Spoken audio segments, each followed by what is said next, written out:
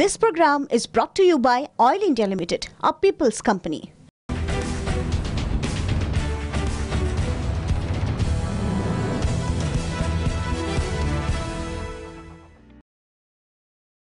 নমস্কাৰ মেজমেলৰ মজিয়ালৈ আপোনাক জনাইছো আন্তৰিক আদৰণি প্ৰিয় দৰ্শক আজি মেজমেলত আমাৰ মাজত অতিথি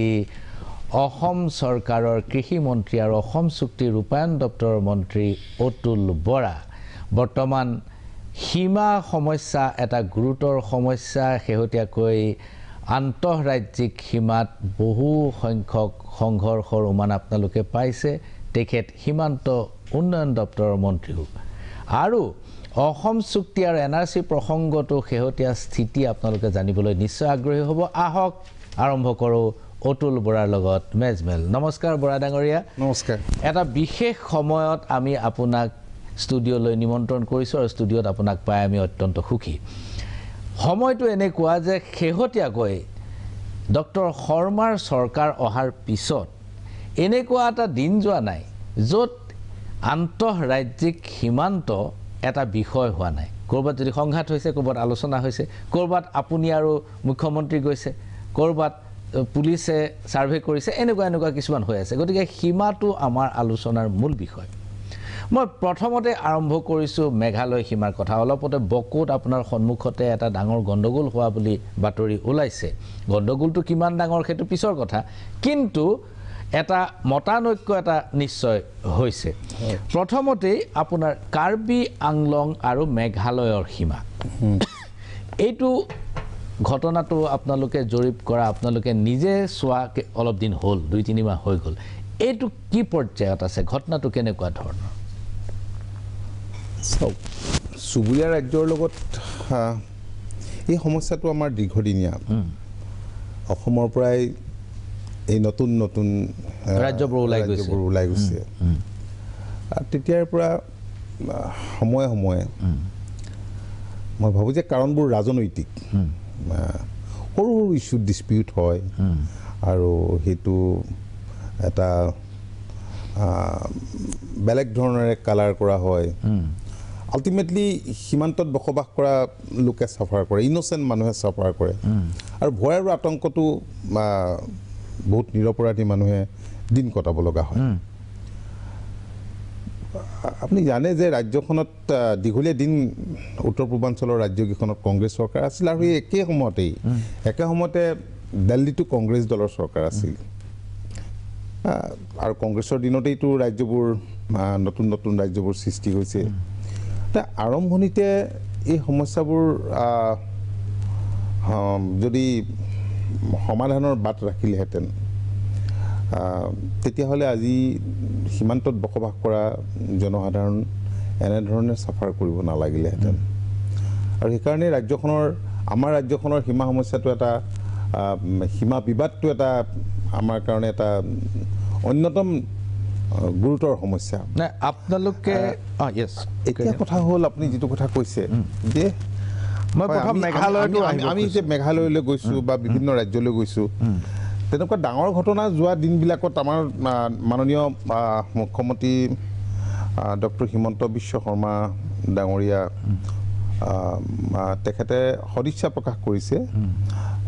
যাতে চুবুৰীয়া ৰাজ্যসমূহৰ লগত থকা যি সীমা বিবাদ সেইটো যাতে ওৱান্স ফৰ অল কিবা এটা যাতে নিষ্পত্তি কৰিব পৰা যায় আৰু সেইকাৰণে সঘন আলোচনা হৈছে নিউজবিলাক আহি আছে কিন্তু পূৰ্বতে যেনে ডাঙৰ ঘটনা কংগ্ৰেছৰ দিনতে সংঘটিত হৈছিল তেনেকুৱা ডাঙৰ ঘটনা হোৱা নাই হয় আপুনি ঠিকেই কৈছে যে আপুনি জানে যে মেঘালয়ৰ মুখ্যমন্ত্ৰীৰ সৈতে আৰু উত্তৰ পূৰ্বাঞ্চলৰ ৰাজ্যকেইখনৰ মুখ্যমন্ত্ৰীৰ সৈতে আমাৰ মুখ্যমন্ত্ৰীৰ সদিচ্ছাৰ বাবে এক আলোচনা হৈছিলে তেখেতে উত্থাপন কৰিছিলে মাননীয় গৃহমন্ত্ৰী কেন্দ্ৰীয় গৃহমন্ত্ৰীও আছিল তাৰপিছত গুৱাহাটীত মেঘালয়ৰ মুখ্যমন্ত্ৰীৰ লগত এক আলোচনাত আমাৰ মুখ্যমন্ত্ৰীগৰাকী মিলিত হৈছিল আমিও তাত উপস্থিত আছিলোঁ মেঘালয়ৰ কেইবাগৰাকী মন্ত্ৰী উপস্থিত আছিল তাতেই সিদ্ধান্ত হৈছিল কেইখনমান আঞ্চলিক ৰিজিয়নেল কমিটি কৰাৰ কাৰণ আমাৰ কামৰূপ জিলাৰ লগত দীঘলীয়া সীমা আছে আছে মেঘালয়ৰ আছে মেঘালয়ৰ আছে এইটো ৱেষ্ট খাচী হিলছ পৰে আৰু ইপিনে আমাৰ কামৰূপ পৰে হয় হয় আৰু অন্যহাতে কাছাৰত আছে হয়। ইপিনে কাৰ্বি আংলঙত আছে হয় গতিকে মেঘালয়ৰ 3জন মন্ত্ৰীক চেয়াৰমেন হিচাপে লৈ আৰু এই 3টা যিকেইখন জিলাৰ লগত হয় সম্পৰ্কিত সীমাটো আৰু ইয়াতো তেনেকৈ অসমৰ 3গৰাকী মন্ত্ৰী মই আছোঁ পাটোৱাৰী ডাঙৰীয়া আছিল পীযু হাজৰিকা ডাঙৰীয়াক অধ্যক্ষ হিচাপে লৈ আৰু স্থানীয় বিধায়কসকলক ইয়াত মেম্বাৰ হিচাপে লৈ এখন কমিটি কৰিছে আমাৰ সেই কমিটিকেইখনে সুকীয়াকৈ সীমান্তলৈ গৈছে আমিতো আমাৰ দায়িত্বত ৱেষ্ট খাচী আৰু কামৰূপৰ এই পাৰ্টটো আছিল দক্ষিণ কামৰূপ আৰু ৱেষ্ট খাচী হিলছ হয় হয় হয় তো আমিতো গ'লোঁ আমি 13টা পইণ্টত তেনেকুৱা ডিছপিউটেড পইণ্ট আইডেণ্টিফাই কৰি পেলাই আমি গৈছিলোঁ আমাৰ কেইখনমান গাঁও ৰখি গৈছিল গাঁও মানে অসমৰ গাঁৱৰ নিচিনা ডাঙৰ গাঁও নহয় সৰু সৰু গাঁও আমি ভাবিছিলোঁ যে এখন ডাঙৰ গাঁৱৰ নাম আমাৰ তালিকাত আছে সেই গাঁওখন আমি শেষ হোৱা বুলি ভাবিছিলোঁ তেওঁলোকে কৈছে নহয় উই হেভ মোৰ ভিলেজেছ সেইকাৰণে যোৱাকালি আমি গ'লোঁ তাত মেঘালয়ৰ যিগৰাকী জনস্বাস্থ্য কাৰিকৰী বিভাগৰ মন্ত্ৰী কমিটিখনৰ চেয়াৰমেন মেঘালয়ৰ পাৰ্টৰ তেওঁ গৈছিলে মই গৈছিলোঁ আমাৰ বৰ্ডাৰ কমিশ্যনাৰ ছেক্ৰেটেৰী গৈছিলে ডেপুটি কমিশ্যনাৰ 2খন কামৰূপ আৰু ইষ্ট খাচী হিলছৰ বৰ্ডাৰ ডাইৰেক্টৰ এনেকৈ MLA গৈছিলে বকুৰ MLA গৰাকী গৈছিলে তাত সুকীয়াকৈ গাঁওকেইখনৰ সৰু সৰু গাঁওকেইখনৰ ৰাইজ বহি আছিল কিন্তু আমি যোৱাৰ পিছত গম পাইছোঁ যে যিবিলাকে অসমত থকাৰ ইচ্ছা প্ৰকাশ কৰে সেইসকলক বাধা দিয়া হৈছিল কিছুমান লোকে বাধা দিছিল ধমকি দিয়া হৈছিল তেওঁলোকক আহিবলৈ দিয়া নো এতিয়া কথা হ'ল যে আমি সীমাটো ঠিক কৰিবলৈ যাওঁতে কেইটামান বিষয়ৰ ওপৰত গুৰুত্ব দিবলৈ ঠিক কৰিছিলোঁ এটা হ'ল এথনিচিটি জিঅ'গ্ৰাফিকেল লোকেশ্যন এথনিচিটি আৰু স্থানীয় লোকৰ ইচ্ছা তেওঁলোকে ক'ত থাকিব বিচাৰে এনেধৰণে কেইটামান ক্ৰাইটেৰিয়া ঠিক কৰি লৈছিলোঁ কালি অপিনিয়ন দিয়াটো কিছুৱে বাধা দিছে আমাৰ সন্মুখতে আমি দিছে আমি কৈছোঁ যে এইটো হ'ব নালাগে কাৰণ অন্যান্য দিশবিলাকো চোৱা হ'ব যেতিয়া এই সীমা বিবাদ নিষ্পত্তি কৰা হ'ব যে কি নহওক মুকলিমূৰীয়াকৈ বহুতখিনি কথা কৈছে এতিয়া প্ৰক্ৰিয়াটো প্ৰায় মানে জইণ্ট ভিজিটটো ইতিমধ্যে সমাপ্ত হৈছে আৰু আমি ৰিপৰ্ট মুখ্যমন্ত্ৰীক দিব লাগিব আমাৰ মুখ্যমন্ত্ৰীক মই দিম আমি দিম ঠিক তেনেকৈ মেঘালয়ৰ মুখ্যমন্ত্ৰীকো দিব যৌথ ৰিপৰ্ট এটা বনোৱাৰ কাৰণে আমি চেষ্টা কৰি আছোঁ তাৰপিছতে ডেফিনেটলি 2গৰাকী মুখ্যমন্ত্ৰীয়ে সিদ্ধান্ত ল'ব বিষয়টো কিদৰে মীমাংসা কৰা যায় মাজতে আমি লাংপিলৈকে গৈছিলোঁ লোৱাৰ লাংপিত এখন এইটো এটা গুডউইল ভিজিট আছিলে 2গৰাকী মুখ্যমন্ত্ৰীৰ তাত এনেকুৱা হৈছিল লাংপিৰ ফালে যোৱাৰ যিটো ৰাস্তা সেই ৰাস্তাটো কিছু ঠাইত কৰাত বাধা আৰোপ কৰিছিলে যিহেতু অসমৰ ফালৰ পৰা কৰা হৈছে বাধা আৰোপ কৰিছিলে এতিয়া অৱশ্যে 2গৰাকী মুখ্যমন্ত্ৰীয়ে ৰাজহুৱাকৈ এই কথাটো কৈছিলে পাব্লিকৰ সন্মুখত যে যিবিলাক চৰকাৰী আঁচনি আছে সেই আঁচনিবিলাক ৰূপায়ণত কোনেও বাধা দিব নালাগে নাগালেণ্ডে কৰিলেও মেঘালয়ে কৰিলেও বাধা দিব নালাগে আৰু অসমে কৰিলেও বাধা দিব নালাগে এইবিলাক হ'বলৈ দিয়া উচিত মই ভাবোঁ যিহেতু পলিটিকেল উইলটো আছে কিবা ৰাস্তা ডেফিনেটলি ওলাব গিভ এণ্ড টেকটো হ'ব লাগিব ঠিক অন্যান্য ৰাজ্যৰ ক্ষেত্ৰতো মই নাগালেণ্ডৰ কথাটো ক'ব খুজিছোঁ অন্যান্য ৰাজ্যত নাগালেণ্ড এটা বৰ খুব বেছি কঠিন সমস্যা কাৰণ 64,000 বৰ্গ কিলোমিটাৰমান মাটি নাগালেণ্ডৰ দখলত আছে বুলি কোৱা হয় এই কথাটো কিমান দূৰ অথেণ্টিক মই নাজানো কিন্তু চৰকাৰী নথিমতেই আমি সেই হিচাপটো পাইছোঁ দ্বিতীয় কথা নাগালেণ্ডৰ লগত ডিছপুট যেতিয়া হয় তেতিয়া মানুহৰ আৰু প্ৰাণহানিৰ সংখ্যাটো বহুত বাঢ়ি যায় মেৰাপানী চুঙাজান নাওজানত 77 চনৰ পৰা আৰম্ভ কৰি শেহতীয়া পৰিস্থিতিলৈকে বহু সংখ্যক মানুহ নিহত হৈছে ইয়াৰ উপৰিও দুখন ডাঙৰ কমিশ্যন শাস্ত্ৰী কমিশ্যন আৰু সুন্দৰম কমিশ্যন এই দুখন কমিশ্যন কেন্দ্ৰীয় চৰকাৰে বহুৱাইছিল তাৰ পিছতো কিন্তু সমস্যাটোৰ কোনো সমাধান আমি দেখিবলৈ পোৱা নাই এতিয়া নতুনকৈ সীমান্ত দপ্তৰ হাতত লৈ আৰু যিহেতু নাগালেণ্ডৰ বৰ্তমানৰ নেতৃত্বৰ বহু সংখ্যক নেতাৰ লগত আপোনাৰ ব্যক্তিগতভাৱে খুব ভাল সম্পৰ্ক আছে গতিকে আপুনি কি ধৰণে অগ্ৰসৰ হ'ব খোজে হয় নাগালেণ্ডৰ লগত সীমা সমস্যা তো আছেই আৰম্ভণিৰ পৰা আছে নাগালেণ্ড ক্ৰিয়েশ্যনৰ পিছৰে পৰাই সময়ে সময়ে সীমান্তত নানান ঘটনা সংঘটিত হয় ডাঙৰ ডাঙৰ ঘটনা সংঘটিত হৈছে বহু লোকৰ প্ৰাণহানি হৈছে কিন্তু এতিয়া আমি দেখিছোঁ যে যিটো তাত NDA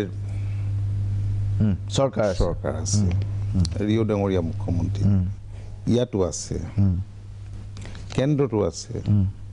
মই ভাবোঁ যে সদিচ্ছা যদি থাকে পলিটিকেল উইল যদি থাকে ডেফিনেটলি ৰাস্তা ওলাব ৰাস্তাটো এটা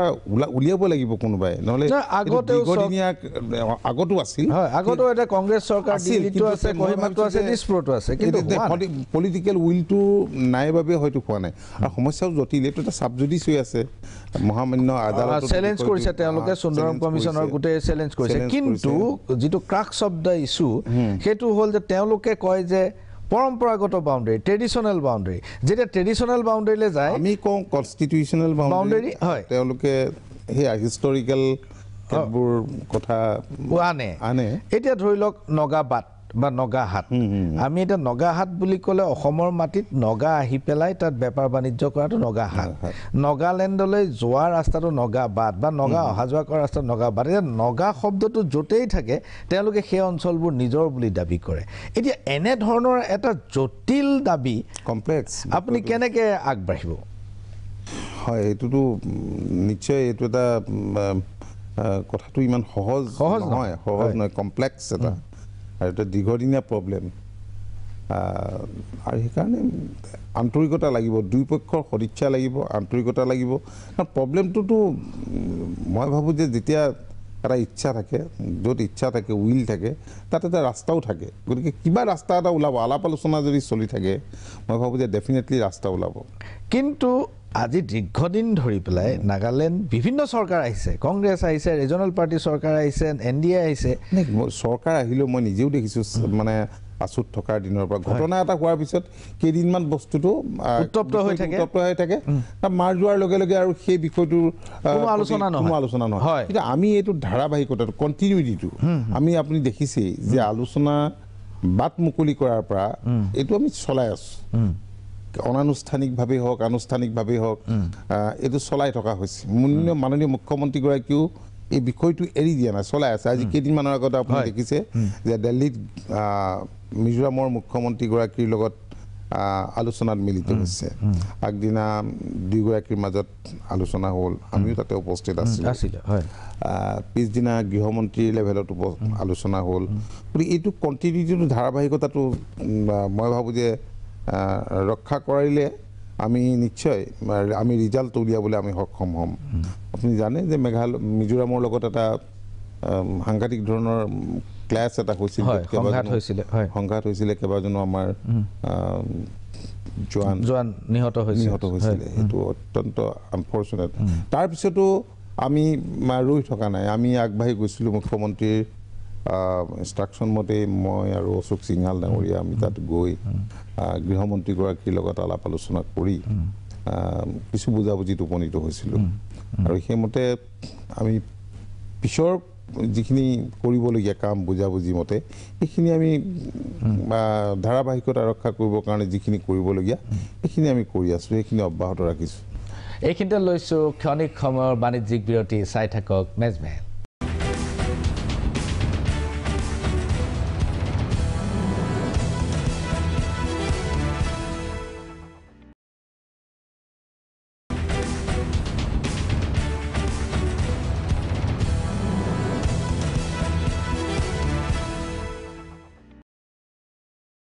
বিৰতিৰ পাছত পুনৰ ঘূৰি আহিছোঁ মেজমেলৰ মজিয়ালৈ মেজমেলত আমাৰ মাজত আজি উপস্থিত অসমৰ কৃষি মন্ত্ৰী অসম চুক্তি ৰূপায়ণ দপ্তৰৰ মন্ত্ৰী আৰু সীমান্ত উন্নয়ন দপ্তৰৰ মন্ত্ৰী অতুল বৰা ডাঙৰীয়া আমি আলোচনাৰ বিৰতিৰ পূৰ্বে আমি আলোচনা কৰিছিলোঁ মিজোৰামৰ সমস্যা সম্পৰ্কত মিজোৰামৰ লগত সীমা সংঘাত মিজোৰামত শেহতীয়া যিটো সংঘাতৰ কথা আপুনি উল্লেখ কৰিলে আমাৰ কেইবাজনো জোৱান য'ত নিহত হৈছিলে তাৰ পিছত সেইদিনাখন গধূলি মিজোৰামৰ গৃহমন্ত্ৰীগৰাকীয়ে এটা মন্তব্য কৰিছিলে আপুনিও দেখিছে সেইটো মই অকণমান আকৌ এবাৰ দৰ্শকসকলক মন্তব্যটো দেখুৱাব খুজিছোঁ It is unfortunate to say that around 200 Assam Armed Police, led by IGP Assam, accompanied by DC Kachar, SP, and DFO Kachar, came to Vairengte auto rickshaw stand at around 11:30 a.m. today, 26 July 2021. They forcibly crossed the duty post manned by CRPF personnel stationed there and overrun a duty post manned by one section of Mizoram Police personnel. The Assam Police also damaged several vehicles that were traveling along the national highway between Vairengte and Lailapur. Upon learning the arson committed by the Assam Police, residents of Vairengte town, Kolosip district, proceeded to the site to inquire. These unarmed civilians were assaulted by Assam Police by lathi charging them and firing tear gas, thereby causing injury to several civilians. SP Kolosip and an executive magistrate went to meet them and tried to resolve the issue. However, Assam side were adamant and unwilling to discuss the issue. Bora ডাঙৰীয়া এইটো এটা অত্যন্ত গুৰুতৰ অভিযোগ এই কথাটো তেখেতে যেতিয়া এটা ঘটনা হয় তেতিয়াই এনেকুৱা অভিযোগ প্ৰতি অভিযোগ আহে কিন্তু ৱাৰেংটেৰ অটো ষ্টেণ্ডলৈকে অসম পুলিচ সোমাই যোৱাটো কিমান সঁচা চাওক এই বিষয়বোৰ খুব ৰাজহুৱাকৈ মই ডেফিনেটলি কোৱাটো উচিত নহ'ব কিন্তু মই যেতিয়া গৈছিলোঁ মিজোৰামলৈ এইখিনি ষ্টেটমেণ্ট ঘটনা হোৱাৰ পিছতে দিছিল তাৰপিছতে আমি তালৈকে গৈছিলোঁ তেতিয়াও বহুতবোৰ কথা আলোচনাৰ মাজত ওলাইছিল মই কৈছিলোঁ যে নাই আমি মানে let us forget the past হোৱাটো হৈ গ'ল আমি এটা নতুন ৰাস্তা আমি এটা বনাওঁ গতিকে আমি গোটেই কথাবোৰ সেই ঘটনাটোৰ পিছতো আমি এটা নতুন ৰাস্তাৰে এটা গ্ৰেটাৰ ইণ্টাৰেষ্টত for both the states for both the states আমি তো আগবাঢ়িবলৈ আমি চেষ্টা কৰিছোঁ কিন্তু মিজোৰামৰ মুখ্যমন্ত্ৰীজনৰ লগত যেতিয়া শেহতীয়াকৈ দিল্লীত আপুনি বহিছিল তেতিয়া তেওঁৰ সহায়টো আপুনি কেনেকুৱা দেখিলে মিজোৰামৰ মুখ্যমন্ত্ৰীগৰাকীৰ লগত আমাৰ মুখ্যমন্ত্ৰী ডক্টৰ হিমন্ত বিশ্ব শৰ্মা ডাঙৰীয়াৰ ব্যক্তিগতভাৱে সম্পৰ্কটো ভাল আৰু আমাৰ লগতো ব্যক্তিগতভাৱে ভাল গতিকে খুব সিদিনা ডিনাৰৰ কাৰণে তেখেতক নিমন্ত্ৰণ জনাইছিল খুব কৰ্ডিয়েল আছিল সেই আলোচনাও কৰ্ডিয়েল আছিল তাত কোনো তেনেকুৱা আগত আজি কিছুদিন আগত ইমান যে এটা ডাঙৰ উত্তপ্ত পৰিস্থিতি হৈছিল তেনেকুৱা কোনো ধৰণৰ ফিলিংছ আৰু কথা বতৰা টেকনিকখিনি নাই খুব ভাল আছিল মই ভাবোঁ যে ডেফিনেটলি কাৰণ লেংথটো যথেষ্ট বেছি 164.6 কিলোমিটাৰ হয় মিজোৰামৰ লগত যি বাউণ্ডেৰী লেংথটো এইপিনে হাইলাকান্দিত আছে কাছাৰত আছে কৰিমগঞ্জত আছে আৰু এটা ইতিমধ্যে সংবাদ মাধ্যমতো প্ৰকাশ পাইছে যে গৃহমন্ত্ৰীগৰাকীৰ লেভেলত যিখিনি আলোচনা হৈছিল নতুনকৈ কমিটি কৰাৰ কথা ওলাইছে আলোচনা সময়ে সময়ে আলোচনা কৰাৰ কথা ওলাইছে এইখিনি যদি চলি থাকে মই ভাবোঁ যে নিশ্চয় কিবা ৰাস্তা ওলাব আৰু সকলো সীমান্তত বসবাস কৰা ৰাইজ তাত শান্তিপূৰ্ণভাৱে বসবাস কৰিব পাৰিব মেঘালয়ৰ প্ৰাক্তন মুখ্যমন্ত্ৰী মুকুল চাংমাৰ মই এটা সাক্ষাৎ গ্ৰহণ কৰিছিলোঁ আৰু এই সাক্ষাতত আচলতে অসম মেঘালয় যিটো বাউণ্ডেৰী ডিছপিউট এই বিষয়ে ওলাইছিল তেখেতে কি মন্তব্য কৰিলে এবাৰ চাই লওঁচোন আহক আমাৰ এই যে লং পেণ্ডিং আমাৰ যিটো দীঘলীয়া এই মেঘালয় আছাম বাউণ্ডেৰী ডিছপিউটটো আছে আপুনিও CM আছিলে ইমান দিন এইটো কেতিয়াও মানে সমাধান নহ'ল এইটো কেতিয়াও ৰিজল্ভ নহ'ল এইটো কেনেধৰণে ৰিজল্ভ হ'ব পাৰে বুলি ভাবে আমি এটা কথা কৈছোঁ মই মোৰ in my own assembly also I have said the same thing if we want to find an answer to this long pending problem which is remaining elusive for so many years so many decades the whole effort to bring that collective intent to resolve the problem has to be there in both the states. And collective resolve involving all the political parties and the stakeholders. Political parties judi ekelogot judi collectively judi with unanimity hetu resolve na kore ki ha hetu solve koribo lage hetu no hobo kiana ami dekhisu no hoy jeneka mane এই land swapping agreement অসমৰ কি with Bangladesh যেটো sign কৰিছিলে it টুক time বহুত দীঘলীয়া আছে কেলে বিকজ এটা পলিটিক্যাল পাৰ্টি মানে একিউজ কৰে এটা পলিটিক্যাল স্ট্ৰেটেজি টু এনেকা হ'ব লাগে that we don't revolve around our political for our own personal political gain on issues which require solution. এটা কনসেনসাস ডেভেলপ কৰিব লাগিব আমি হেতু কৈছো আগত যেতিয়া আমাৰ এই ইন্টাৰনাল সিকিউৰিটি মিটিং হয় কিবা হয় তেতিয়া আমি কৈছো এন্ড আই হ্যাভ সেড কি আমি হেতু কালেক্টিভ ডিসিশন রেজলিউশন লৈছিলো মেঘালয় যে আমি যিমানখিনি পলিটিক্যাল পাৰ্টি আছে let us all resolve that we will solve this problem Asom এটু লব লাগে because see when Meghalaya goes to election or Assam is not going to election hetu karone election যদি উসৰত আহে তেতিয়া আপুনি ডিসিশন লবলৈ মানে হেজিটেন্ট হৈ যায় পলিটিক্যাল ফলআউট থাকিব নহয় বেলেগ পাৰ্টি যদি আপোনাক একিউজ কৰে হি সল আউট কৰিলে হি সাৰেন্ডাৰ কৰিলে হেবিলাক আছে ন হেতু কাৰণে পলিটিক্যাল পাৰ্টিজ মাস্ট অল কাম টুগেদাৰ আৰে হেতু আমি ৰাজনীতি নকৰো হেতু আমি সলভ কৰিবলৈ একেলগত আহিম হেতু হ'ব লাগিব দ্যাট ইজ দ্য অনলি ৱে হে আছিল ডক্টৰ মুকুল একেবাৰে সঁচা কথা মোৰ কথাটো হ'ল যে এই যে পলিটিক্যাল কনসেনসাস এইটো অসমত নাগালেণ্ডত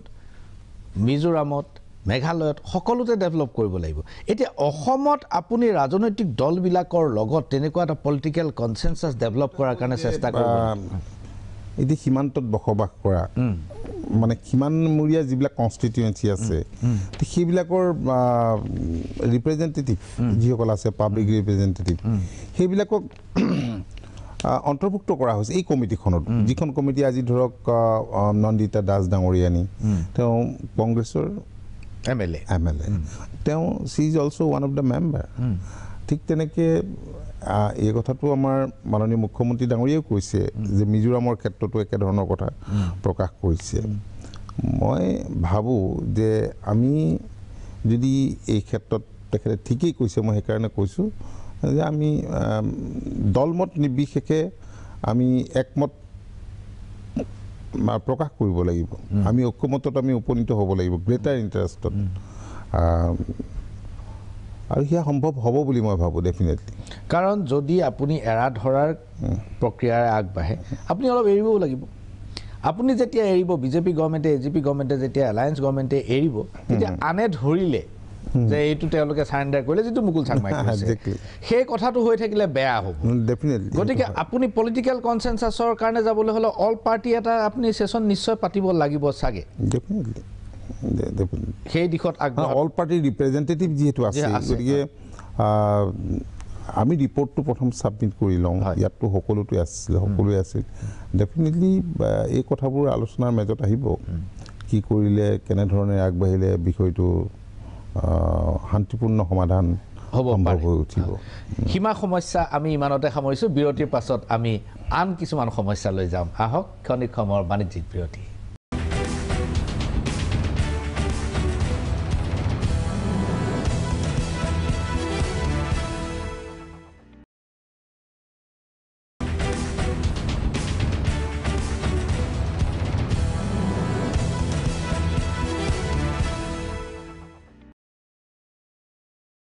বিৰতিৰ পাছত পুনৰ ঘূৰি আহিছোঁ মেজমেলৰ মজিয়ালৈ আজি মেজমেলত আমাৰ মাজত উপস্থিত কৃষি মন্ত্ৰী অসম চুক্তি দপ্তৰৰ মন্ত্ৰী আৰু সীমান্ত উন্নয়ন দপ্তৰৰ মন্ত্ৰী অতুল বৰা ডাঙৰীয়া আমি সীমা সমস্যা ইমানতে সামৰি আন এটা বিষয়লৈ আহিব খুজিছোঁ আপুনি সদৌ অসম ছাত্ৰ সন্থাৰ শীৰ্ষ নেতৃত্বত আছিল আপোনাৰ গোটেই ৰাজনৈতিক কেৰিয়াৰ আঞ্চলিকতাবাদী জাতীয়তাবাদী এটা কেৰিয়াৰ আজিও আপুনি এটা আঞ্চলিক দলৰ শীৰ্ষ পদাধিকাৰী এই যে এপিএছচিত অসমীয়া বিষয়টো নহ'ব বুলি ক'লে আৰু পূৰ্বৰ চৰকাৰে অসমীয়া বিষয়টো বাধ্যতামূলক কৰিছিল সৰ্বানন্দ সোণোৱাল চৰকাৰে আপুনি দুয়োখন চৰকাৰৰে কেবিনেট মন্ত্ৰী আৰু আঞ্চলিক ৰাজনীতিৰ এগৰাকী দায়বদ্ধ নেতা হিচাপে আপুনি এই কথাটো কেনেধৰণে গ্ৰহণ কৰিছে? নিশ্চয়। প্ৰথম কথা যে ইতিমধ্যেই আমাৰ মুখ্যমন্ত্ৰীগৰাকীয়ে যে অসমীয়া ভাষাটো থাকিব, কিন্তু কোৱালিফাইং পেপাৰ হিচাপে নাথাকে, সেই কথাটো স্পষ্ট কৰিছে। মই দেখিছোঁ যে এইটো এটা সিদিনা বঙাইগাঁৱত কেবিনেটৰ সিদ্ধান্তৰ পাছত যিখিনি কথা প্ৰকাশ পোৱাৰ পিছত কিছু ৰিয়েকশ্যন দেখা পোৱা গৈছে। তাৰপিছতেই মাননীয় মুখ্যমন্ত্ৰীগৰাকীয়ে ৰাজহুৱাভাৱে চৰকাৰৰ স্থিতিটো স্পষ্ট কৰিছে। মই ভাবোঁ যে এইটো যদি হয় ডেফিনেটলি অসুবিধা নিশ্চয় নহ'ব। কিন্তু অসমীয়া ভাষাটো কোৱালিফাই কৰিবলৈ এইটো পাছ ফেইলৰ কথা নাই। 300 মাৰ্কৰ পৰীক্ষা, 300 মাৰ্কৰ নম্বৰ থাকে, এইটো কোৱালিফাইং। আপুনি কিমান জানে 10ম শ্ৰেণীৰ ষ্টেণ্ডাৰ্ডৰ যিটো অসমীয়া সেইখিনিহে পৰীক্ষা লোৱা হয়। যদি এজন মানুহে অকল APSC-টো ACS বা APSC নাথাকে, বহু পৰীক্ষা হয়। এজন মানুহে যদি অসমীয়াৰ ন্যূনতম জ্ঞানকত নাথাকে তেতিয়াহ'লে গাঁৱৰ মানুহৰ লগত তেওঁ কানেক্ট কৰিব কেনেকৈ, সংযোগ স্থাপন কেনেকৈ কৰিব? এইটোতো গুৰুতৰ কথা। চাওক, ইয়াত বহুত IAS অফিচাৰ আছে,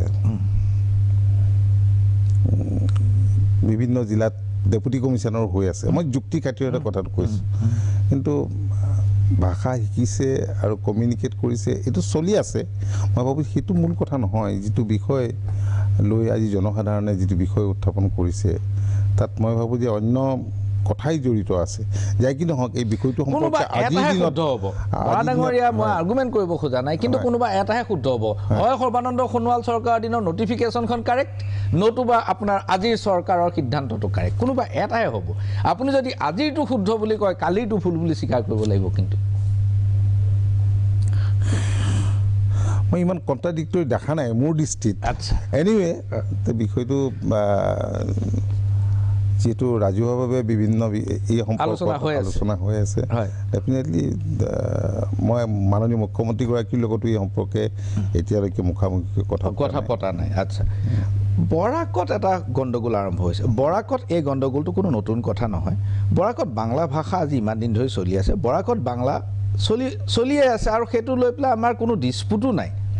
কোনোদিন বৰাকত অসমীয়া হ'ব লাগে বুলি আমি কেতিয়াও জোৰ কৰাৰ কোনো প্ৰশ্নও নাহে। এতিয়া কথাটো হৈছে যে ডক্টৰ নগেন শইকীয়াকে ধৰি বহু সংখ্যক মানুহে ভাবে যে বৰাকখন যদি বিচ্ছিন্ন কৰি দিয়া হয় তেনেহ'লে অসমীয়া ব্ৰহ্মপুত্ৰ উপত্যকাৰ অসমীয়াৰ সংখ্যাটো বাঢ়িব। কাৰণ প্ৰায় 50 লাখ মানুহ এককভাৱে তাত বাংলা ভাষা কয়, যাৰ কাৰণে আমাৰ বাংলা ভাষা কোৱা পপুলেশ্যনটো বাঢ়ি গৈছে। আপোনাৰ কি অবজাৰভেশ্যন? আজি চাওক, কাছাৰত বাংলা ভাষা কয়, কুকুৰাঝাৰত বড়ো ভাষা কয়, ক'ৰবাত এটা ছাইডত মিচিং ভাষা কয়। গতিকে এনেকৈ দেখোন কাটি থাকিলে বা এৰি গ'লে অসমৰ মেপখন কেনেকুৱা হ'বগৈ? কিন্তু মেপখন জাতিটো ৰাখিব আপুনি? নহয়, দুটা কথা। এতিয়া অসমীয়া কোন সেই সংজ্ঞা লৈ বিভিন্ন বিতৰ্ক। সেইটোতো ছাত্ৰ সন্থাই নিজেই কৰিলে, প্ৰফুল্ল মহন্ত, ভিগু ফুকনে নিজেই কৰিছে সেইটো। চাওক,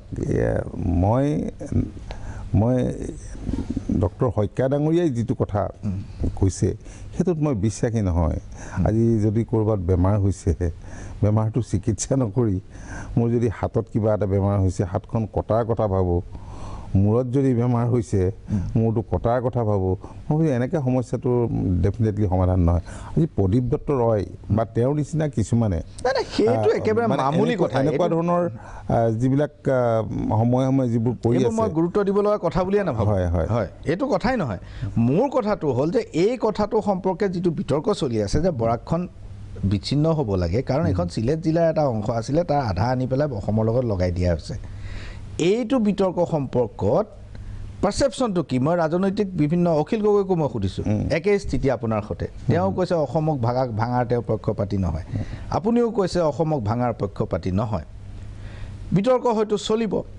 এতিয়া আহক আপোনাৰ এই 6 নম্বৰ যিটো দফা। এতিয়া চব বংগভাষী লোক অকল বৰাক ভেলীতে নাই, আছে, অসমতো আছে, ব্ৰহ্মপুত্ৰ উপত্যকাত আছে। ব্ৰহ্মপুত্ৰ উপত্যকাৰ এটা বৃহৎ অংশত বংগ ভাষা কয়। নতুন নতুন এটা এনেকুৱা ধৰণৰ চিন্তা যদি কাৰ্যকৰী কৰিবলৈ যোৱা যায় তেতিয়াহ'লে নতুন নতুন প্ৰব্লেমে দেখা দিব অসমৰ অন্যবোৰ অঞ্চলত নহয় ব্ৰহ্মপুত্ৰ উপত্যকা গোটেইটো অসমৰ ইতিহাস এখন অসম কিন্তু বৰাক উপত্যকাটো ব্ৰিটিছ শাসনৰ ভিতৰতহে আহিছে আমাৰ অসমলৈ আৰু সেই সময়তে পাৰ্টিশ্যনৰ সময়ত বৰাকখন চিলেটখন ভাঙি পেলাই এটা পাৰ্ট অসমৰ লগত লগ লগাই দিয়া হ'ল তেওঁলোকক ত্ৰিপুৰাৰ লগত লগ লগাই দিলেও বিশেষ অসুবিধা নহয় কাৰণ ত্ৰিপুৰাৰ লগত তেওঁলোকৰ কানেক্টটো সহজ সন্তোষ মোহন দেৱ তাৰ পৰা MP হৈছে সুস্মিতা দেৱ তৃণমূল কংগ্ৰেছত জইন কৰি এতিয়া ত্ৰিপুৰাৰ নেত্ৰী হ'বলৈ গৈ আছে এনেকুৱা ধৰণৰ ঘটনা ঘটি থাকে গতিকে আপোনাৰ অবজাৰভেশ্যনটো কেনেকুৱা আচলতে ব্ৰহ্মপুত্ৰ উপত্যকাৰ বাংলাভাষী আৰু বৰাক উপত্যকাৰ বাংলাভাষীৰ মাজত কিন্তু মই অলপ তফাত আছে যেন লাগে আপোনাৰ হয়তো মত পৃথক হ'ব পাৰে আপোনাৰ মতটো পৃথক মই ভাবো যে মানে একেডাল ৰছীৰেই মানে হাঙুৰ খাই আছে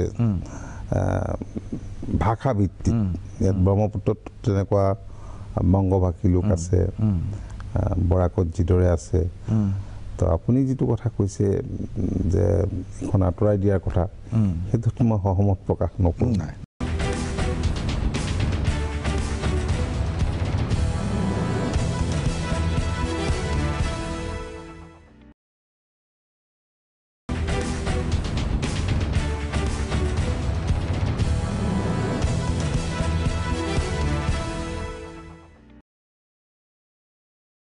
বিৰতিৰ পাছত পুনৰ ঘূৰি আহিছোঁ মেজমেলৰ মজিয়ালৈ আজি মেজমেলত আমাৰ মাজত উপস্থিত কৃষি মন্ত্ৰী অসম চুক্তি দপ্তৰৰ মন্ত্ৰী আৰু সীমান্ত উন্নয়ন দপ্তৰৰ মন্ত্ৰী অতুল বৰা ডাঙৰীয়া আমি সীমা সমস্যা ইমানতে সামৰি আন এটা বিষয়লৈ আহিব খুজিছোঁ আপুনি সদৌ অসম ছাত্ৰ সন্থাৰ শীৰ্ষ নেতৃত্বত আছিল আপোনাৰ গোটেই ৰাজনৈতিক কেৰিয়াৰ আঞ্চলিকতাবাদী জাতীয়তাবাদী এটা কেৰিয়াৰ আজিও আপুনি এটা আঞ্চলিক দলৰ শীৰ্ষ পদাধিকাৰী এই যে APSCত অসমীয়া বিষয়টো নহ'ব বুলি ক'লে আৰু পূৰ্বৰ চৰকাৰে অসমীয়া বিষয়টো বাধ্যতামূলক কৰিছিল সৰ্বানন্দ সোণোৱাল চৰকাৰে আপুনি দুয়োখন চৰকাৰৰে কেবিনেট মন্ত্ৰী আৰু আঞ্চলিক ৰাজনীতিৰ এগৰাকী দায়বদ্ধ নেতা হিচাপে আপুনি এই কথাটো কেনেধৰণে গ্ৰহণ কৰিছে নিশ্চয় প্ৰথম কথা যে ইতিমধ্যেই আমাৰ মুখ্যমন্ত্ৰীগৰাকীয়ে যে অসমীয়া ভাষাটো থাকিব কিন্তু কোৱালিফাইং পেপাৰ হিচাপে নাথাকে সেই কথাটো স্পষ্ট কৰিছে মই দেখিছোঁ যে এইটো এটা সিদিনা বঙাইগাঁৱত কেবিনেটৰ সিদ্ধান্তৰ পাছত যিখিনি কথা প্ৰকাশ পোৱাৰ পিছত কিছু ৰিয়েকশ্যন দেখা পোৱা গৈছে তাৰপিছতেই মাননীয় মুখ্যমন্ত্ৰীগৰাকীয়ে ৰাজহুৱাভাৱে চৰকাৰৰ স্থিতিটো স্পষ্ট কৰিছে মই ভাবোঁ যে এইটো যদি হয় ডেফিনেটলি অসুবিধা নিশ্চয় নহ'ব কিন্তু অসমীয়া ভাষাটো কোৱালিফাই কৰিবলৈ এইটো পাছ ফেলৰ কথা নাই 300 মাৰ্কৰ পৰীক্ষা 300 মাৰ্কৰ নম্বৰ থাকে এইটো কোৱালিফাইং আপুনি কিমান জানে 10ম শ্ৰেণীৰ ষ্টেণ্ডাৰ্ডৰ যিটো অসমীয়া সেইখিনিহে পৰীক্ষা লোৱা হয় যদি এজন মানুহে অকল APSCটো ACS বা APSC নাথাকে বহু পৰীক্ষা হয় এজন মানুহে যদি অসমীয়াৰ ন্যূনতম জ্ঞানকত নাথাকে তেতিয়াহ'লে গাঁৱৰ মানুহৰ লগত তেওঁ কানেক্ট কৰিব কেনেকৈ সংযোগ স্থাপন কেনেকৈ কৰিব এইটোতো গুৰুতৰ কথা চাওক ইয়াত বহুত IAS অফিচাৰ আছে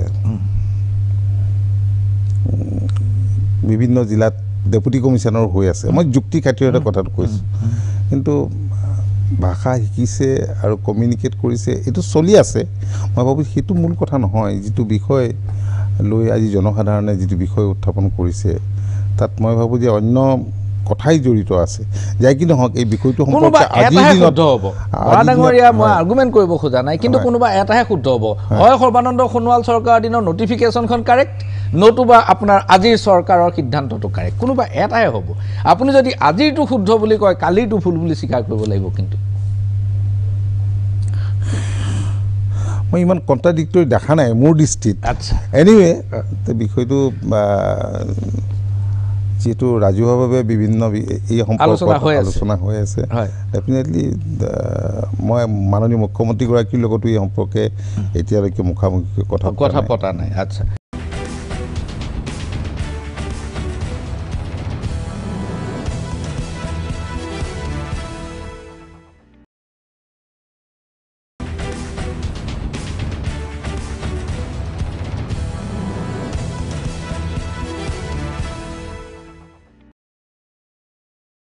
বৰাকত এটা গণ্ডগোল আৰম্ভ হৈছে বৰাকত এই গণ্ডগোলটো কোনো নতুন কথা নহয় বৰাকত বাংলা ভাষা আজি ইমান দিন ধৰি চলি আছে বৰাকত বাংলা চলিয়ে আছে আৰু সেইটো লৈ পেলাই আমাৰ কোনো ডিসপুটো নাই কোনো দিন বৰাকত অসমীয়া হ'ব লাগে বুলি আমি কেতিয়াও জোৰ কৰাৰ কোনো প্ৰশ্নও নাহে এতিয়া কথাটো হৈছে যে ডক্টৰ নগেন শইকীয়াকে ধৰি বহু সংখ্যক মানুহে ভাবে যে বৰাকখন যদি বিচ্ছিন্ন কৰি দিয়া হয় তেনেহলে অসমীয়া ব্ৰহ্মপুত্ৰ উপত্যকাৰ অসমীয়াৰ সংখ্যাটো বাঢ়িব কাৰণ প্ৰায় 50 লাখ মানুহ এককভাৱে তাত বাংলা ভাষা কয় যাৰ কাৰণে আমাৰ বাংলা ভাষা কোৱা পপুলেশ্যনটো বাঢ়ি গৈছে আপোনাৰ কি অবজাৰভেশ্যন আজি চাওক কাছাৰত বাংলা ভাষা কয় কুকুৰাঝাৰত বড়ো ভাষা কয় কুৰুবাত এটা সাইডত মিচিং ভাষা কয় গতিকে এনেকৈ দেখোন কাটি থাকিলে বা এৰি গ'লে অসমৰ মেপখন কেনেকুৱা হ'ব কিন্তু মেপখন ৰাখিব না জাতিটো ৰাখিব আপুনি নহয় দুটা কথা এতিয়া অসমীয়া কোন সেই সংজ্ঞা লৈ বিভিন্ন বিতৰ্ক সেইটোতো ছাত্ৰ সন্থাই নিজে কৰিলে প্ৰফুল্ল মহন্ত ভিগু ফুকনে নিজে কৰিছে সেইটো চাওক মই ডক্টৰ শইকীয়া ডাঙৰীয়াই যিটো কথা কৈছে সেইটোত মই বিশ্বাসী নহয় আজি যদি ক'ৰবাত বেমাৰ হৈছে বেমাৰটো চিকিৎসা নকৰি মোৰ যদি হাতত কিবা এটা বেমাৰ হৈছে হাতখন কটাৰ কথা ভাবোঁ মূৰত যদি বেমাৰ হৈছে মূৰটো কটাৰ কথা ভাবোঁ মই এনেকৈ সমস্যাটো ডেফিনেটলি সমাধান নহয় আজি প্ৰদীপ দত্ত ৰয় বা তেওঁৰ নিচিনা কিছুমানে সেইটো একেবাৰে মামুলি কথা এনেকুৱা ধৰণৰ যিবিলাক সময়ে যিবোৰ কৰি আছে মই গুৰুত্ব দিব লগা কথা বুলিয়ে নাভাবোঁ হয় এইটো কথাই নহয় মোৰ কথাটো হ'ল যে এই কথাটো সম্পৰ্কে যিটো বিতৰ্ক চলি আছে যে বৰাকখন বিচ্ছিন্ন হ'ব লাগে কাৰণ এখন চিলেট জিলাৰ এটা অংশ আছিলে তাৰ আধা আনি পেলাই অসমৰ লগত লগাই দিয়া হৈছে এইটো বিতৰ্ক সম্পৰ্কত পাৰসেপশ্যনটো কি মই ৰাজনৈতিক বিভিন্ন অখিল গগৈকো মই সুধিছোঁ একে স্থিতি আপোনাৰ সৈতে তেওঁ কৈছে অসমক ভাঙাৰ তেওঁ পক্ষপাতি নহয় আপুনিও কৈছে অসমক ভাঙাৰ পক্ষপাতি নহয় বিতৰ্ক হয়তো চলিব এতিয়া আহক আপোনাৰ এই 6 নম্বৰ যিটো দফা এতিয়া চব বংগভাষী লোক অকল বৰাক ভেলীতে নাই আছে অসমতো আছে ব্ৰহ্মপুত্ৰ উপত্যকাত আছে ব্ৰহ্মপুত্ৰ উপত্যকাৰ এটা বৃহৎ অংশত বংগভাষা কয় নতুন এটা এনেকুৱা ধৰণৰ চিন্তা যদি কাৰ্যকৰী কৰিবলৈ যোৱা যায় তেতিয়াহ'লে নতুন প্ৰব্লেমে দেখা দিব অসমৰ অন্যবোৰ অঞ্চলত নহয় ব্ৰহ্মপুত্ৰ উপত্যকা গোটেইটো অসমৰ ইতিহাস এখন অসম কিন্তু বৰাক উপত্যকাটো ব্ৰিটিছ শাসনৰ ভিতৰতহে আহিছে আমাৰ অসমলৈ আৰু সেই সময়তে পাৰ্টিশ্যনৰ সময়ত বৰাকখন চিলেটখন ভাঙি পেলাই এটা পাৰ্ট অসমৰ লগত লগাই দিয়া হ'ল তেওঁলোকক ত্ৰিপুৰাৰ লগত লগাই দিলেও বিশেষ অসুবিধা নহয় কাৰণ ত্ৰিপুৰাৰ লগত তেওঁলোকৰ কানেক্টটো সহজ সন্তোষ মোহন দেৱ তাৰ পৰা MP হৈছে সুস্মিতা দেৱ তৃণমূল কংগ্ৰেছত জইন কৰি এতিয়া ত্ৰিপুৰাৰ নেত্ৰী হ'বলৈ গৈ আছে এনেকুৱা ধৰণৰ ঘটনা ঘটি থাকে গতিকে আপোনাৰ অবজাৰভেশ্যনটো কেনেকুৱা আচলতে ব্ৰহ্মপুত্ৰ উপত্যকাৰ বাংলাভাষী আৰু বৰাক উপত্যকাৰ বাংলাভাষীৰ মাজত কিন্তু মই অলপ তফাত আছে যেন লাগে আপোনাৰ হয়তো মত পৃথক হ'ব পাৰে আপোনাৰকে মতটো পৃথক মই ভাবো যে মানে একেডাল ৰছীৰেই মানে হাঙুৰ খাই আছে ভাষা ভিত্তিক ইয়াত ব্ৰহ্মপুত্ৰত তেনেকুৱা বংগভাষী লোক আছে বৰাকত যিদৰে আছে তো আপুনি যিটো কথা কৈছে যে এখন আঁতৰাই দিয়াৰ কথা সেইটোত মই সহমত প্ৰকাশ নকৰোঁ নাই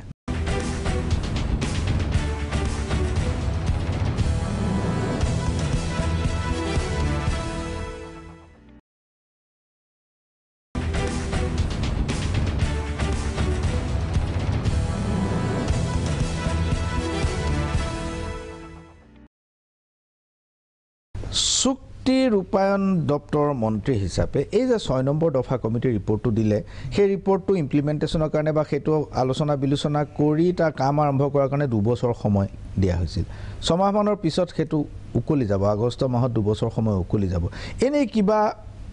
ধাৰণা আপুনি পাইছে নেকি যে এই ৰিপৰ্টটো সম্পৰ্কত কি স্থিতি চৰকাৰে ল'ব পাৰে বা কি ধৰণৰ হৈছে আজি কিছুদিন আগতে মাননীয় মুখ্যমন্ত্ৰীগৰাকীয়ে সদৌ অসম ছাত্ৰ সন্থাৰ নেতৃবৃন্দক নিমন্ত্ৰণ জনাইছিল আৰু আমিবোৰ তাতে উপস্থিত আছিলোঁ আৰু ইয়াৰ আগেও মই নিজেই চুক্তি ৰূপায়ণৰ মন্ত্ৰী হিচাপে দায়িত্ব লোৱাৰ পিছত শ্বহীদ নিয়াসলৈকে গৈছিলোঁ তেওঁলোকৰ লগত অনানুষ্ঠানিক আলোচনাত মিলিত হৈছিলোঁ নিমন্ত্ৰণ জনাইছিলোঁ, তেওঁলোক আহিছিলে, দুবাৰমান আলোচনা হ'ল বিভিন্ন দফা সম্পৰ্কত। তাৰপিছত মুখ্যমন্ত্ৰীগৰাকীৰ লগত আলোচনা হৈছে,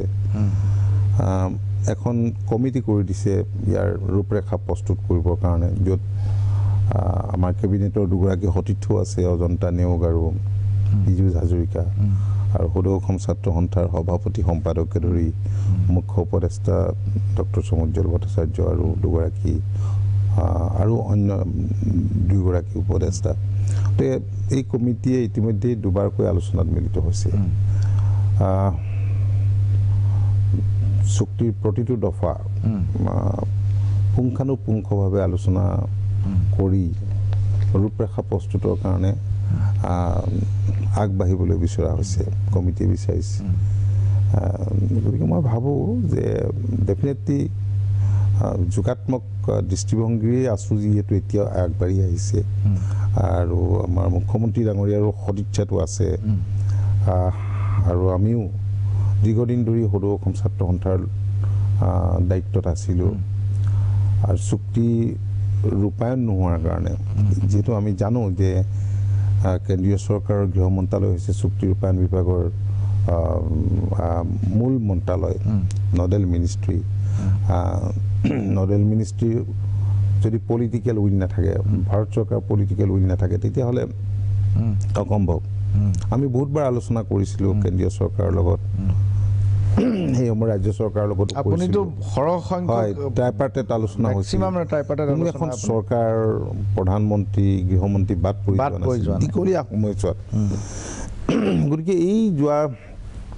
সময়ছোৱাৰ যিটো অভিজ্ঞতা, এই অভিজ্ঞতাই মোকো ব্যক্তিগতভাৱে নতুনকৈ কথাবোৰ চিন্তা কৰিবলৈ বাধ্য কৰাইছে। মই ভাবোঁ যে আমি সকলোৱে প্ৰেক্টিকেল এপ্ৰ'চ লৈ আগবঢ়া উচিত, আৰু সেইটোৱে যদি নহয় তেতিয়াহ'লে আমি মূল ইছ্যুটোৰ ক্ষেত্ৰত এটা কথা ঠিক যে বহুতখিনি কাম চুক্তিৰ বিভিন্ন দফা ৰূপায়ণ নোহোৱাকৈ থকা নাই। আজি IIT বোলক, শংকৰদেৱ কলা, মানে মানুহৰ লগত যি সম্পৰ্ক নাই সেইখিনি ৰূপায়ণ হৈছে। হয় হয়, কিন্তু মানুহৰ লগত যিখিনি সম্পৰ্ক আছে সেইটো এতিয়াতো বৰ্ডাৰটো মানে ওৱান্স ফৰ অল আমি চিল কৰিব পাৰোঁ, সেইটো এটা মানে যাতে ফাৰ্ডাৰ ইনফ্লুৱেণ্টেশ্যন হ'ব নোৱাৰে, সেই কামখিনি চলি আছে। BSFেও মাজতে প্ৰেজেণ্টেশ্যন দিছে, আছুৰ ডেলিগেশ্যন, যেতিয়া মুখ্যমন্ত্ৰীৰ লগত আছুৰ ডেলিগেশ্যনে আলোচনা কৰিছিল। অসম পুলিচেও এতিয়া, অসম পুলিচৰ প্ৰতিনিধি আছিল, তেওঁলোকেও কৈছে বহুতখিনি কাম আমি য'ত ডিমত নাই, এইখিনি আমি অলপ ক্ষিপ্ৰতাৰে আমি আগবঢ়াই লৈ যাব বিচাৰিছোঁ। আজি ধৰক শ্বহীদ স্মাৰক উদ্যান এখন হৈ আছে, এখন সৰ্বাংগ সুন্দৰ উদ্যান। ঠিক তেনেকৈ অসম আন্দোলনৰ ওপৰত মানে ডকুমেণ্টেশ্যন হৈ আছে, সেই দুখন ইতিমধ্যে প্ৰস্তুত হৈছে। আমি 10 ডিচেম্বৰত মুকলি কৰাৰ কথা ভাবিছোঁ, শ্বহীদ দিৱসৰ। ঠিক তেনেকৈ লাষ্ট কেবিনেটত আমাৰ এটা সিদ্ধান্ত হৈছে, এইটো আপোনাৰ এটা ট্ৰাষ্ট গঠন কৰাৰ কাৰণে শ্বহীদৰ পৰিয়াল, নিৰ্যাতিতৰ পৰিয়ালক সহায় কৰিবৰ কাৰণে। গতিকে এনেবোৰ কাম আমি খুব সোনকালে এতিয়া আগবঢ়াই লৈ যাবলৈ আমি চেষ্টা কৰিছোঁ। আৰু বাকী আপুনিতো জানেই অন্যান্য বিষয়বিলাক আছে, NRCৰ কথাটো। NRCৰ প্ৰসংগত এতিয়া ৰেজিষ্ট্ৰাৰ জেনেৰেল অফ ইণ্ডিয়াইও একো কোৱা নাই, ছুপ্ৰিম কোৰ্টেও একো কোৱা নাই। আপোনালোকে বিচাৰিছে যে ইয়াৰ সংশোধনী হওক 10% বা 20%। এই ঘটনাটো কি ষ্টেজত আছে এতিয়া, কি কৰিব? আচলতে হয়, মানে যিখন NRC আমাৰ এইটো 2019ত প্ৰকাশ হৈছিলে, নহয় জানো? 19ত হয়, ফাইনেল ৰুল, ফাইনেল বুলি কৈছিলে। That is not final. RGI যেতিয়ালৈকে নকয় সেইখন ফাইনেল নহয়। গতিকে সেই কামবিলাকো আধৰুৱা হৈ আছে, আৰু সেইকাৰণেই সিদিনা যিখন আমাৰ মিটিং হৈছিল, আমি ৰিভেৰিফিকেশ্যনৰ কথা কৈছোঁ। আমাৰ গভমেণ্টৰ মতামত আছে ৰিভেৰিফিকেশ্যনত, সহমত আছে, ঠিক আছুও ৰিভেৰিফিকেশ্যনৰ কথা কৈছে। গতিকে NRC আপডেশ্যনৰ কামটো যদি ঠিকমতে হ'লহেঁতেন, তেতিয়াহ'লে বহুতখিনি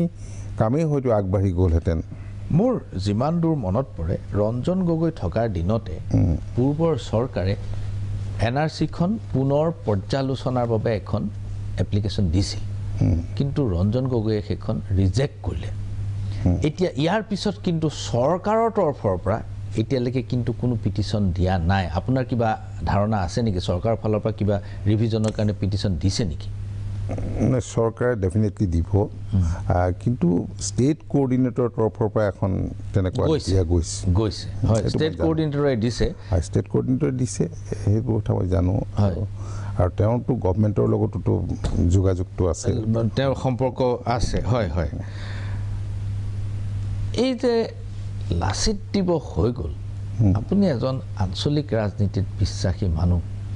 লাচিত দিৱসত যোৱা কেইবছৰমানত দেখা গৈছে যে লাচিত বৰফুকনক হিন্দু বীৰ হিচাপে প্ৰক্ষেপ কৰাৰ চেষ্টা কৰিছে অসমীয়াত্বটো তাৰ পৰা যেন নোহোৱা হৈছে এইটো সম্পৰ্কত আপোনালোকৰ কি লাচিতক অসমীয়াত্ব লাচিতৰ গাৰ পৰা নোহোৱা কোনেও কৰিব নোৱাৰে লাচিত বৰফুকন গতিকে আজি পৰিৱৰ্তিত পৰিস্থিতিত আজি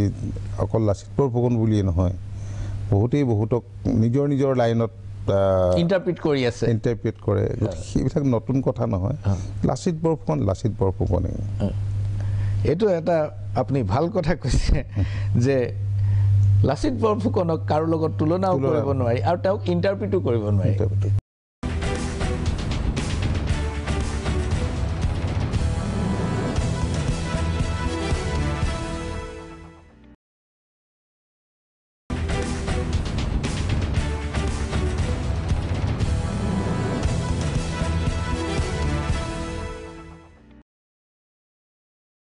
বৰা ডাঙৰীয়া এতিয়া আহক কৃষি ইছ্যুটোলৈ এতিয়াতো কৃষি আইন 3খন আজি ৰিপিল কৰিলে আৰু ইয়াৰ পিছতেই নতুন কিছুমান কথা আহিছে এতিয়া আমাৰ অসমত এমএছপি আমাৰ আপোনালোকে ঘোষণা কৰে আৰু এমএছপিত ধানো বিক্ৰী হয় কিন্তু ধান কিনাৰ পৰিমাণটো অসমত কম ইয়াৰ কেতবোৰ কাৰণ আছে প্ৰথম কথাটো হ'ল ইয়াত যিবোৰ সংগ্ৰহকাৰী যিটো সংগ্ৰহ কেন্দ্ৰবিলাক অলপ সংখ্যাটো কম নতুবা কৃষকৰ দূৰত্বটো বহুত বেছি তেওঁলোক সংগ্ৰহ কেন্দ্ৰলৈ নাযায়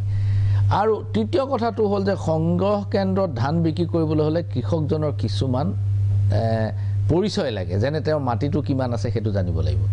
তেওঁ কিমান মাটিত খেতি কৰে সেইটো জানিব লাগিব মানে লোকৰ পৰা যাতে ধান লৈ নাহে যে আমাৰ যিবিলাক আধি খেতি কৰা মানুহ তেওঁলোকৰ কাৰণে আচলতে সেইবোৰ প্ৰমাণ কৰাটো বৰ টান গতিকে আমাৰ সেইকাৰণে আচলতে চৰকাৰক এমএছপি ৰেটত ধান বিক্ৰী কৰাৰ পৰিমাণটো অত্যন্ত কম যি সময়ত উৰিষ্যাত আপোনাৰ 20 লাখ কৃষকে বিক্ৰী কৰে যি সময়ত ঝাৰখণ্ডৰ নিচিনা জেগাত 16 লাখ কৃষকে বিক্ৰী কৰে সেই সময়ত আমাৰ ইয়াত 28000 29000 এনেকুৱা কৃষকে বিক্ৰী কৰিব লগা অৱস্থা হয় এই পৰিস্থিতিটোৰ পৰা উপশম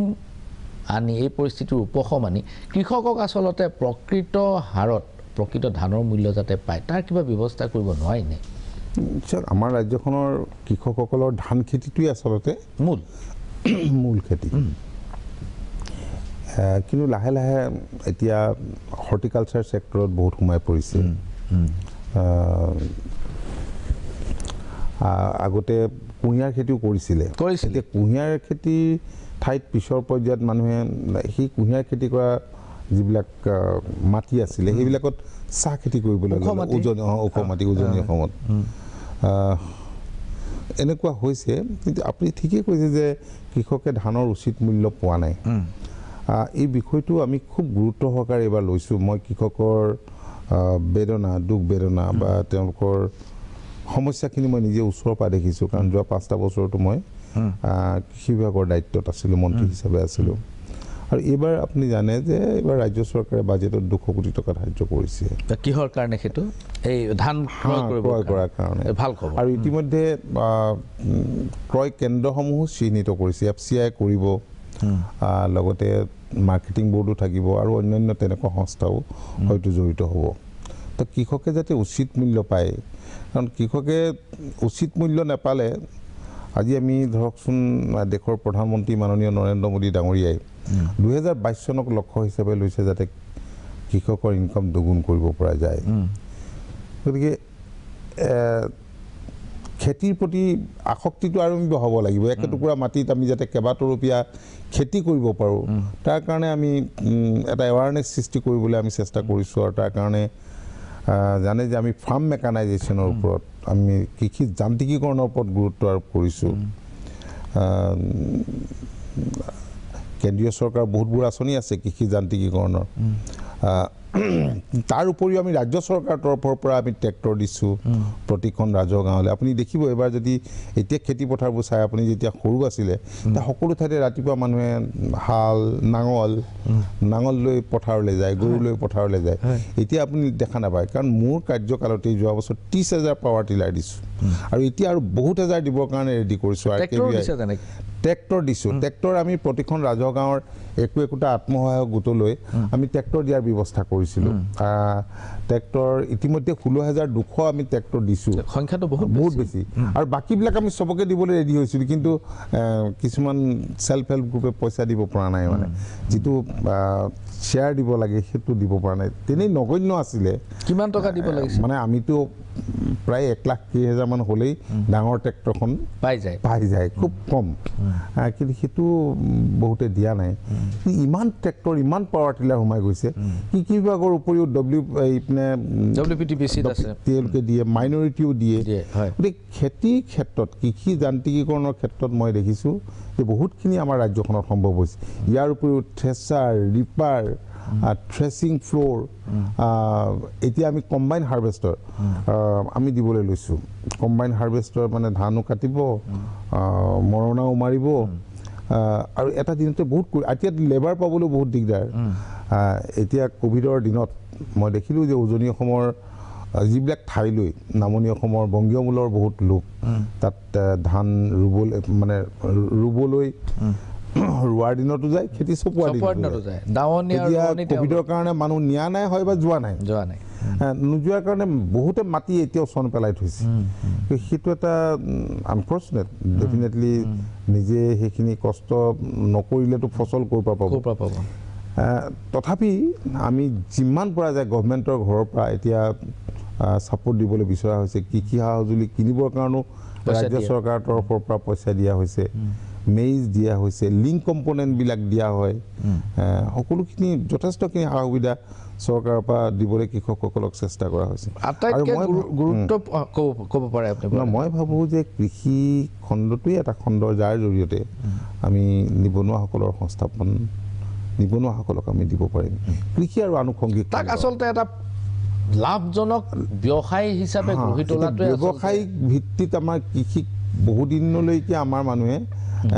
লোৱা নাই কৃষিক বৃত্তি হিচাপে লোৱাৰ মানে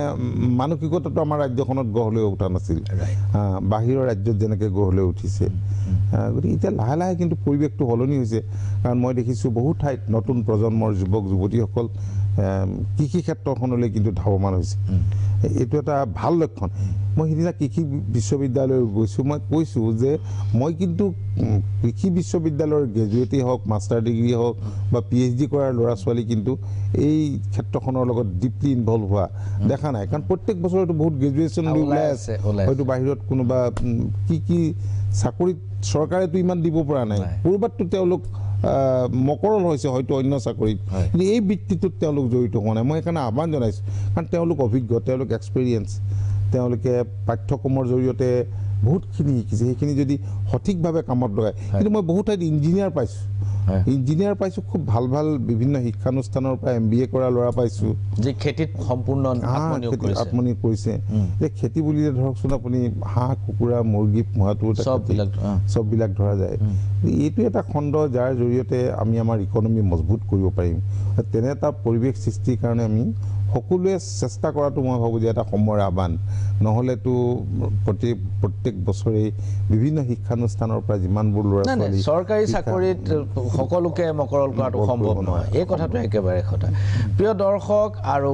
খেতিয়কসকলৰ বাবে কৃষি মন্ত্ৰী ডাঙৰীয়া এটা গুৰুত্বপূৰ্ণ তথ্য দিছে সেইটো হৈছে আঘোণ মাহ এতিয়া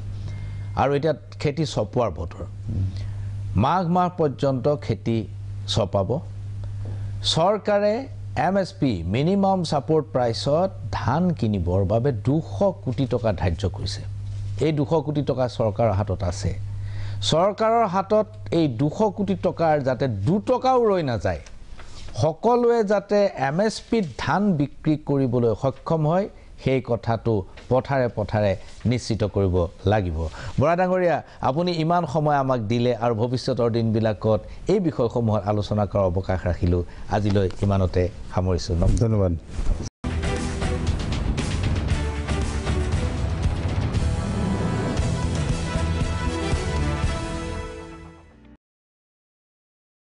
This program was brought to you by Oil India Limited, a people's company.